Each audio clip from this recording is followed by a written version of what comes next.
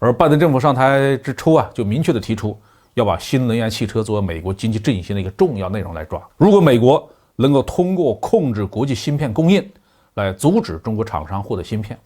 那么就可以沉重的打击，甚至于完全扼杀中国的新能源汽车这个新兴产业。各位网友大家好，欢迎来到报明说。这期的话题我们说的是美国向三星和台积电勒索机密数据，目的是不是要摧毁中国的新能源汽车产业呢？9月下旬呢，美国政府以提高芯片供应链透明度为由，要求台积电、三星这些著名的芯片企业交出自己的库存量、订单、销售记录这样一些数据，这样赤裸裸的要求外国企业上缴商业机密数据，那除了美国，恐怕再也没有谁有这么霸道了吧？虽然美国掌握了全球芯片产业的命脉，但是最后把芯片制造出来这道工序的核心却不在美国手上，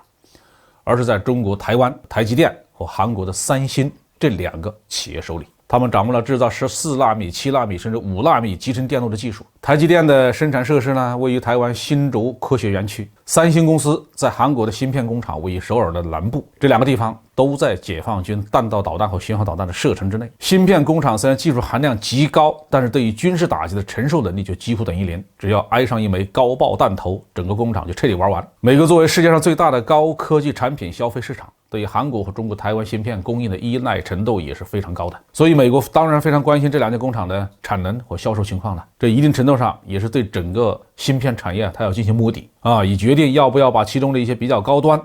美国市场不可或缺的产能搬回到美国本土。最近几年呢，随着法国阿尔斯通事件、华为的孟晚舟事件的发生，人们已经完全相信美国政府是动不动就要使用黑色手段来对付外国公司。而且我们可以非常有把握的推测，对于三星和台积电这种决定了全球现代经济命运的核心企业，美国人绝不会拖到11月8号之后才有所动作，很可能在这两家公司成立之初，美国特务机关就派出了潜伏特务，并且用各种窃听手段控制了这两家公司的内部信息网络，随时随地可以拿到自己想要的商业数据。美国商务部门为什么要把三星和台积电找来，还要求他们自己主动的提供数据呢？这可能出入两个原因，首先是逼着这两家公司公开进行政治站队，到底听美国的话还是不听。其次，秘密情报还需要通过这两家公司自己提供数据来进行印证，以弥补秘密情报的漏洞。美国从特朗普政府时期开始对中国企业进行芯片以及相关技术的禁运，主要借口呢就是中国公司利用美国生产的芯片形成了5G 产品上的强大的竞争力，让美国同类企业相形见绌。但是从2020年到2021年，由于新冠疫情的影响，国际芯片生产进入了巨大的混乱，特别是汽车芯片的生产和交付遇到了很大的困难，包括传统汽车企业和新能源汽车企业在内都饱受芯片交付延误之苦。有些品牌的汽车从订货到交付的周期延长到了1年以上。因此国内有人担心美国再次在想对全球芯片生产进行摸底，是打算把高技术禁运和打击的对象从电信产业扩大到汽车产业。毕竟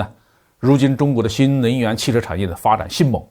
而拜登政府上台之初就明确的提出要把新能源汽车作为美国经济振兴的一个重要内容来抓。如果美国能够通过控制国际芯片供应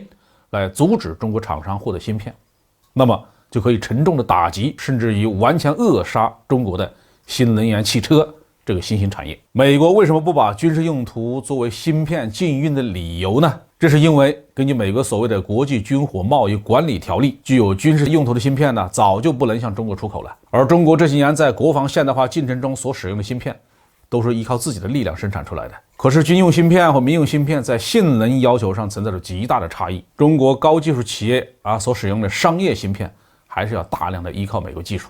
以及从境外进口。当今世界上只有一个高性能芯片供应的体系当中，美国掌握着诸多的关键技术，包括芯片设计软件和相当多的生产控制软件，其他关键环节包括荷兰阿斯麦公司的光刻机，分布在西方和日本的光刻胶、专用气体等生产能力，最后才是三星和台积电这两个企业。美国想操纵和控制这个体系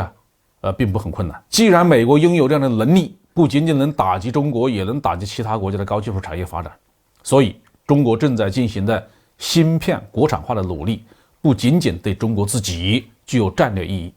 也对整个世界的高技术产业发展有着极大的意义。想想看，如果中国能够完全依赖国内生产出类似于三星、台积电那种水平的高性能的集成电路，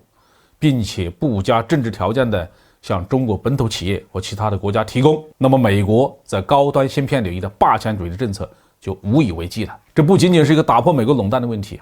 也是为整个世界的高新技术产业的发展，特别是信息产业发展提供动力啊！这其中的贡献将是历史性的。